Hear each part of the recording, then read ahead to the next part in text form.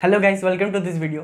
Guys, क्या आपने कभी सोचा है कि अगर किसी ऐसे समुंदर में आपको छोड़ दिया गया जहां पर आपको तैरने की ज़रूरत ही ना हो और उस समुंदर में आप चाहकर भी डूब ना सके। सो गाइस, दुनिया के पास ऐसे कई सारे इनक्रेडिबल प्लेसेस हैं, उनमें से एक के बारे में आज हम इस वीडियो में बात करेंगे। सो गाइस, जिस प्लेस के बारे में बात करने वाले हैं वो प्लेस है डेड सी। तो इसके बारे में अगर आपको पता हो तो इस समुंदर में आपको तैरने की ज़रूरत ही नहीं है, ये खुद ब खुद अपने सरफेस पर आपको फ्लोट कराएगा। सो गाइस, इस वीडियो में जानेंगे कि कैसे डेड सी जो है वो अपने किसी भी इंसान को अपने सरफेस पे बिना तैरे हुए फ्लोट कराता है, और जानेंगे इसके पीछे के साइंस के बारे में, और साथ ही साथ जानेंगे कि क्यों इस समुद्र को डेड सी कहा जाता है। तो सबसे पहले गाइस, अगर बात कर लेते हैं हम जियोग्राफिकल लोकेशन के बारे में, तो सबसे पहले चलते हैं मैप में, ताकि आपको इसके जियोग्राफिकल लोकेशन के बारे में बेटर अंडरस्टैंडिंग हो। सो गाइस, ये है हमारा प्यारा भारत, और अगर आप लेफ़्ट में देखें तो ये है मिडिल ईस्ट कंट्रीज़, और अगर लेफ़्ट में देखें तो यहाँ पर है इज़राइल, और इस इज़राइल के जस्ट बगल में ही है डेड सी। सो अगर हम इसे थोड़ा जूम आउट करके देखें तो आप साफ देख सकते हैं कि जो ये डेड सी है ये 3 देशों के बीच घिरा हुआ है। सो ये जो ऊपर वाला देश है इसे कहते हैं हम वेस्ट बैंक, लेकिन वेस्ट बैंक जो है पूरी तरह से मतलब वेस्ट बैंक नहीं है, उसके बीचों बीच इज़राइल के भी कई सारे हिस्से अभी भी हैं, जिसकी वजह से बहुत सारे विवाद अभी तक इज़राइल में देखा जा रहा है। पर अगर आप ध्यान से देखें तो ये जॉर्डन से घिरा हुआ है, साथ ही साथ इज़राइल से घिरा हुआ है, और ऊपर देखें तो ये वेस्ट बैंक से घिरा हुआ है। ये अपना ज्योग्राफिकल लोकेशन जो है वो टोटल 3 कंट्रीज़ के साथ शेयर करता है, जैसा कि आप मैप में देख सकते हैं। और ये पॉइंट जो है इसे हम कहते हैं जेरूसलम, जहाँ पर जो अभी फ़िलिस्तीन वाला विवाद चल रहा है। सो आई होप कि गाइज आपको जियोग्राफिकल लोकेशन के बारे में पता चल गया होगा, और साथ ही अगर आप एक बार और देखना चाहें तो यहाँ पर देख सकते हैं कि ये जो है जगह, ये है गाइज जॉर्डन, और ये जो इलाका है ये इसे कहते हैं इजराइल, और इसके बीचों बीच जो है वो है, बीचों बीच तो नहीं पर साइड में है, वो उसे कहते हैं वेस्ट बैंक। और यहाँ पर एक पॉइंट है जिसको आप जानते हैं, ये जो पॉइंट है इसको कहते हैं जेरूसलम। और अगर अभी आप करंट अफेयर्स के बारे में जानेंगे तो अभी इजराइल और जो फिलिस्तीन का विवाद है वो काफ़ी चल रहा है इस जेरूसलम में।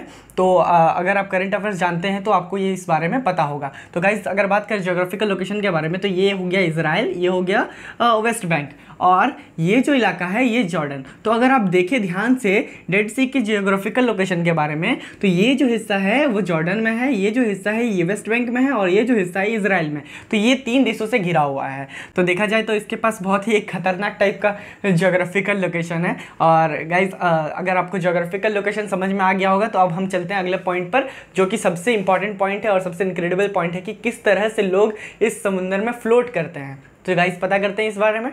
सो गाइस, यूँ तो कई लोग कई सारी बातें करते हैं कि लोग इस तरह से तैरते हैं, उस तरह से तैरते हैं, पर अगर इसके पीछे के विज्ञान और साइंस की बात करें तो सबसे बड़ा जो रीज़न है उसे कहते हैं हम डेंसिटी। डेंसिटी ही वो फिजिकल चीज़ है या फिर वो साइंस है जिसके कारण डेड सी पर लोग तैर पाते हैं बिना किसी प्रॉब्लम के। तो सबसे पहले हम जानेंगे कि डेंसिटी क्या होता है, और जानेंगे कि डेड सी का डेंसिटी कितना है कि लोग इसमें आसानी से तैर पाते हैं। तो सबसे पहले पता करते हैं डेंसिटी के बारे में। तो अगर आपने पिछला वाला वीडियो देखा होगा तो उसमें भी मैंने डेंसिटी के बारे में डाउट क्लियर किया था कि डेंसिटी क्या होता है, इसे कैसे मापते हैं। फिर भी इस वीडियो में और अच्छी तरह से देख सकते हैं। अगर आपको पिछला वाला वीडियो देखना है तो यहाँ आई बटन पर क्लिक करके आप पिछला वाला वीडियो देख सकते हैं। लेकिन अगर गाइस बात करें डेंसिटी के बारे में, तो डेंसिटी को अगर नॉर्मल समझना है तो आप ऐसे समझ सकते हैं, it is the how dense anything, ठीक है, कितना घना है कोई चीज़। ठीक है, घना का मतलब क्या है कि अगर मान लेते हैं एक रूम है, इस रूम में अगर 2 इंसान है तो वो कम घना है, उसी रूम में अगर 100 इंसान होंगे तो वो ज़्यादा घना होगा। तो इस तरह से हम जानते हैं कि कोई भी चीज़ देख के हम पता कर सकते हैं कि ये कम डेंसर है और कोई ज़्यादा डेंसर है। तो इस तरह से जो डेंसिटी होता है वो लिक्विड्स के भी अलग अलग डेंसिटी होते हैं। तो आज हम जानेंगे कि लिक्विड्स के जो डेंसिटी होते हैं उसे हम कैसे मापते हैं और किस तरह से कोई चीज़ किसी दूसरे चीज़ के ऊपर फ्लोट करता है। सो गाइज, इसको समझने के लिए हम लोग एक छोटा सा एग्जाम्पल लेते हैं। जैसे कि मान लेते हैं कि कोई एक जार है, कांच का जार है, जिसकी लंबाई 1 मीटर है, चौड़ाई 1 मीटर है और ऊंचाई भी 1 मीटर है। तो अगर इसके आयतन के बारे में या वॉल्यूम के बारे में बात करें तो ये कितना है, 1 मीटर क्यूब। अगर बात करें इसके वॉल्यूम के बारे में, अब समझते हैं इसकी डेंसिटी को हम लोग कैसे फाइंड करेंगे। तो मान लेते हैं कि 1 मीटर क्यूब इसका आयतन है, और अगर हम इसमें क्या करते हैं कि 2 kg जो शुगर है उसको हम लोग इसमें भरते हैं आसानी से। ठीक है, अब क्या है कि 2 kg शुगर जो है वो आसानी से इसमें आ जाता है, इसमें घुस जाता है आसानी से, कोई दिक्कत नहीं होता। ठीक है, पर क्या है कि हमें बोला जाता है कि इसमें 4 kg शुगर को फिल करना है। अब हम क्या करेंगे, अब हम 2 kg शुगर फिल करने के बाद इस कांच के बारे में और ज़्यादा इसमें हम लोग फोर्स लगाएंगे, प्रेशर लगाएंगे, और इसमें हम लोग और जगह बनाएंगे और इसमें क्या करेंगे, हम लोग 4 kg शुगर डाल देंगे। तो इससे क्या हो जाएगा, जब 2 kg शुगर था तो हर जो चीनी का दाना था वो एक दूसरे के साथ टच तो था, पर उतना ज़्यादा बीच में फोर्स नहीं लगा हुआ था। लेकिन जब 4 kg शुगर हम लोग डाल दिए तो क्या हो गया, बहुत ज़्यादा डेंस हो गया। जहाँ पर 2 kg चीनी था वहीं पर 4 kg चीनी आ गया, तो क्या हो गया, वहाँ बहुत ज़्यादा घना हो गया। तो इस तरह से हम लोग पता करते हैं कि कोई चीज़ कितना घना है। तो इसमें अगर मान लेते हैं कि जो सबसे पहले था तो उसका कितना डेंसिटी था, तो उससे हम बोलेंगे 2 kg पर मीटर क्यूब। ठीक है, अब ये जो केजी मीटर क्यूब होता है यही ऐसा यूनिट या फिर यूनिट होता है डेंसिटी का या घनत्व का। तो इससे क्या पता चलता है कि 1 मीटर क्यूब के किसी जार में 2 kg चीनी है। तो इसी के बाद दूसरे पॉइंट पर हमने क्या किया, 4 kg पर मीटर क्यूब। अब क्या हो गया, उसी 1 मीटर क्यूब के जार में अब 4 kg चीनी आ गया। तो सोचिए कि उसी जगह पर हम लोग डबल चीज डाल दिए, डबल चीनी डाल दिए, तो यहाँ पर क्या हो गया, डेंसिटी इंक्रीज हो गया। जैसे कि आपने कभी जनरल डब्बा देखा होगा ट्रेन का, तो उसमें अधिक से अधिक 100 सीटें होती हैं, लेकिन उसमें जो लोग होते हैं वो 300 से 350 भी लोग हो सकते हैं, कई बार आपने देखा होगा। तो इसमें क्या होता है कि जितना जगह है उससे बहुत ज़्यादा अगर हम किसी चीज़ को फिल कर देंगे तो वो बहुत ज़्यादा डेंस हो जाएगा, उसकी डेंसिटी इंक्रीज हो जाएगी, जिसके कारण आप बाहर भी नहीं निकल सकते वहाँ पर कि इतना ज़्यादा डेंस हो जाता है। तो इसी तरीके से हम लोग मापते हैं। और जो ऐसा यूनिट होती है वो होती है kg पर मीटर क्यूब। इसका मतलब अगर आपको पता नहीं है तो इसका मतलब होता है कि 1 मीटर क्यूब या फिर 1 मीटर क्यूब घनत्व आयतन वाले किसी चीज़ में कितनी kg वो चीज़ आ सकती है, या फिर कितनी kg जो भी चीज़ आती है, जिसकी भी डेंसिटी की बात कर रहे हैं, तो वो कितनी आ सकती है। तो इसी को हम कहते हैं SI यूनिट। ठीक है, अब ये जो यूनिट होता है, जैसे कि हम कभी भी कुछ भी चीज़ खरीदने जाएंगे तो उसको यूनिट में खरीदेंगे। जैसे कि केले खरीदेंगे तो दर्जन में खरीदेंगे, आलू खरीदेंगे तो kg में खरीदेंगे। तो हर चीज़ की अलग अलग यूनिट होती है, तो डेंसिटी की भी ये यूनिट है। अगर हम किसी भी चीज़ की डेंसिटी को मापेंगे तो इस यूनिट से मापेंगे। तो गाइस अब पता करते हैं कई सारे लिक्विड्स के बारे में जिसकी अलग अलग डेंसिटीज होती है। ठीक है, तो फिर आपको समझ में आने लगेगा कि किस तरह से कोई चीज़ किसी चीज़ के ऊपर फ्लोट करती है। डेंसिटीज के बारे में जानने से पहले हम ये जान लेते हैं कि कोई चीज़ किसी चीज़ के ऊपर फ्लोट कब करती है। तो इस पे जो फ्लोट करने का एक और कारण होता है सरफेस टेंशन, लेकिन हम सरफेस टेंशन के बारे में इस वीडियो में बात नहीं करेंगे, जिससे कि आप जानते हैं बड़ी बड़ी जहाजें जो है वो कैसे पानी पर तैरती है। तो उसमें से एक रीज़न डेंसिटी भी होता है। आज हम सिर्फ डेंसिटी के बारे में बात करेंगे। तो बता दें कि अगर किसी भी चीज़ का डेंसिटी अलग अलग, जैसे 2 लिक्विड लेते हैं, हम पानी लेते हैं और ऑयल लेते हैं, मान लेते हैं वाटर है और ऑयल है। अगर दोनों को हम एक मान लेते हैं बाल्टी में डालते हैं, ठीक है, थोड़ा थोड़ा करके, तब क्या होगा, उसमें से इन दोनों लिक्विड में से जिसका भी डेंसिटी ज़्यादा होगा, जिसका भी हाई डेंसिटी होगा, वो हमेशा नीचे रहेगा, और जिस भी चीज़ का डेंसिटी या लिक्विड का डेंसिटी कम होगा वो हमेशा ऊपर रहेगा, वो तैरेगा, फ्लोट करेगा। तो हमेशा याद रखना है कि जो भी चीज़ का डेंसिटी कम होता है, जिस भी चीज़ का डेंसिटी कम होता है वही हमेशा फ्लोट करता है, जिस भी चीज़ का डेंसिटी कम होता है वही हमेशा फ्लोट करता है। तो अब हम समझते हैं या फिर जानते हैं तरह तरह के लिक्विड्स के अलग अलग डेंसिटी के वैल्यूज के बारे में, तब आपको समझ में आने लगेगा कि किस तरह से डेड सी पर लोग तैर पाते हैं।